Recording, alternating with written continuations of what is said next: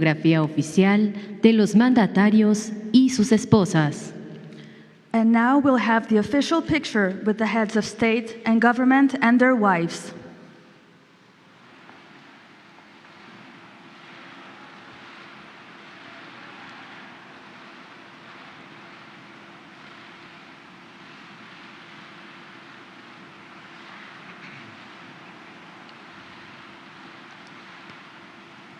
A continuación, se tomará la fotografía oficial de los mandatarios de México y Canadá.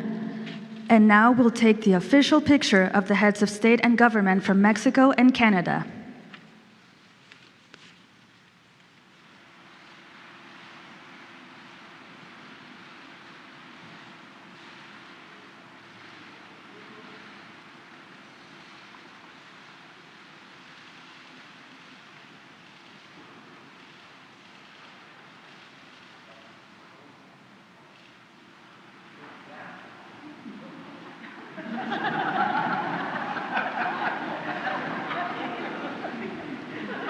Es así como finaliza esta ceremonia.